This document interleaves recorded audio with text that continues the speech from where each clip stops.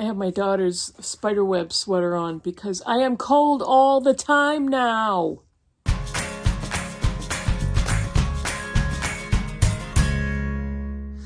Hey Booktube, it's Kim at Middle of the Book March, and this is my Bookish week for Sunday, November 12th. I think it's the 12th.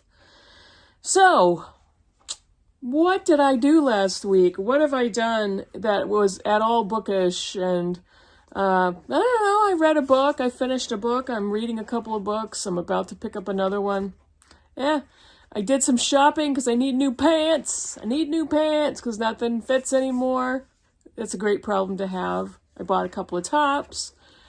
That's been wicked fun. It's been a lot of fun.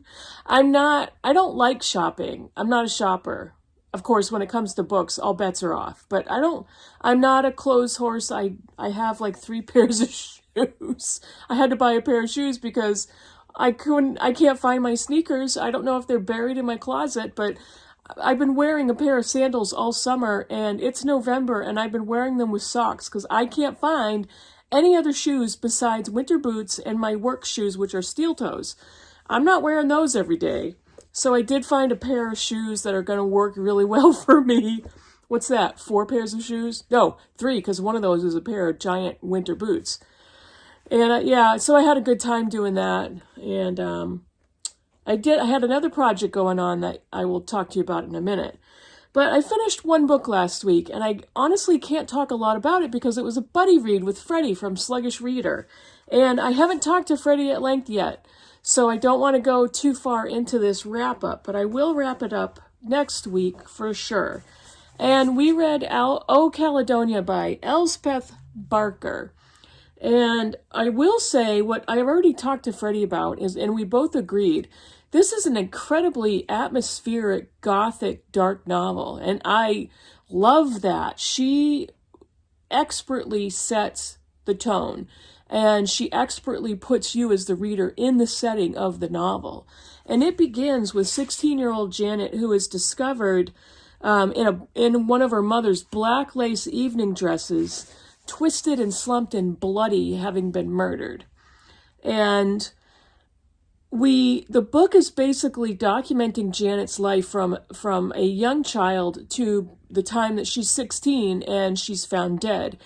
So it's very interesting. It's set in this old, dark, dank, depressing castle in Scotland. I think it's Scotland. And we follow this family of all these children, and Janet is, I believe, the oldest. So it's a really interesting comparison and analysis of this family. So that's all I want to say for now.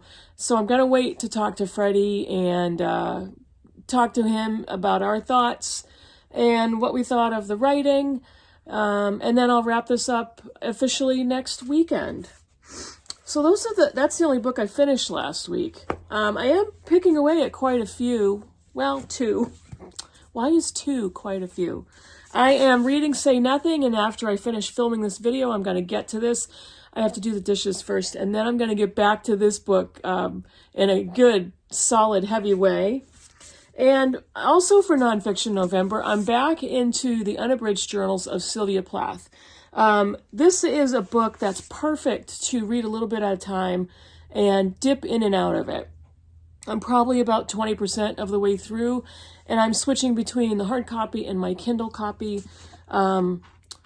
The hard copy has some advantages because there's pictures, there's some of her actual journal entries in the way she typed them. She typed them on one of those really old manual typewriters. So this does have an advantage to the e-book, but I am picking away at this one as well. This is going to take me a while. It's a very long book. And Sylvia Plath, even in her journals, wrote so poetically and just gorgeous description. There was almost a piece of me that thought, you're being really dramatic for writing in a journal, whether or not she knew anybody was ever going to read them or she knew that they were. But her writing is just spectacular. I don't know if I'll cry at the end of this one. I don't know. I don't know how far these journals go in her life and when they end. So I don't know how far we're going to get in seeing her mental illness start to creep in and get stronger, and see how that changes her personality and the tone of her writing. We'll see. I don't know. I don't know anything about that. I am about to pick up a mystery because if you saw my last video about reading while distracted, that's me at this point in my life. For reasons. There are reasons. But this one is Tuesday's Gone by Nikki French, and this is the second book in the Frida Klein series. I read Blue Monday and really loved it. So this is the next one, and I'm going to pick this up this week. Yep, this week sometime. And ironically, I keep finding these hardcover former library copies. And I have the next one. I have the Wednesday book. I forget the title. Also in a discarded library copy. So I think once I pick up the next one in the series, I'll do the same thing. We'll see if I can find it. So I'm going to pick this one up this coming week. And I don't want to say anything about it because it's the second book in a series. You need to read them in order. Blue Monday is the first one. Really loved it. Really loved the character of Frida Klein. So if you've read any of these, you know what I'm talking about. So that's all my bookish stuff. Actually, I lied. That's not really all my bookish stuff. I am doing a project. I'm doing a thing. And some of you may be absolutely astounded by this. Others of you may be like, right on, go for it. But I am doing a massive unhaul. And let me tell you why. I'm not going to tell you the number of books that I own. But I am getting rid of so many because what I've realized is I had been acquiring books in the last 4 years of BookTube simply because I recognized the titles or I saw them on other people's channels. And I found so many books at library sales and at deep, deep, deep discounts, a couple of dollars for a book. And I had bought used books, used copies of books that I saw on other Booktubers channels. And when I looked at my library, my personal library, I realized I'm not interested in that book. Or I've had one for so long, I've lost interest. I don't want to read that anymore. Some of the books I bought were books from authors I did enjoy, but it's like, what am I doing collecting all of their novels when I've only read one or two? Why is that a thing? And if I really want to pick up another Alice Hoffman book, or I don't know, what's another one? I picked up so many books. Zadie Smith, or who's another? Anne McDermott. I've got so many books, so many multiple books of one author that I haven't touched. Louise Erdrich, I've got, 15 of her novels. I've read 3. So what I'm doing is I've gone through and I've collected a giant pile of books to unhaul. Yep, I'm unhauling them. I'm going to donate many of them. I have a friend who has a friend and they have a side gig where they are selling books, I believe online. And so I donate quite a bit of books to them. I donate to charity shops or thrift stores. And I'm going to show you a little pile here. If you see a title, I'm really not in the mood to ship any books out, and I apologize, but I'm just not in that place right now. The place I'm in is to get rid of my overstock. And what I have found, I've gotten really far. What I have found is I'm already feeling lighter, and I'm already feeling like it's less oppressive. And we're talking about books here, and we're talking about books. And I'll never forget before Doris from Aldi Books moved to China, she basically did the same thing. She had a massive unhaul, and I remember watching that video, cringing, like, Doris, no, don't get rid of all of your books. But I'm going to assume that she felt something similar when she did that. There's something that is a relief. There's something that makes me feel lighter by doing that. So let me show you a little bit of what I'm talking about. I'm sitting in my living room, and I have these bookcases are in my living room. And they are 6 shelf bookcases, and I have 4 of them in my living room. What I've done is there's an empty shelf right there. This is one whole bookcase that I have emptied. And that shelf right there, there's maybe 15 books there. I have another empty shelf elsewhere that I'm going to transfer those to. And this empty bookcase, my husband is taking over because he has a whole pile of books that he would like to put on shelves. And basically, I've taken all the bookish real estate. So, yeah.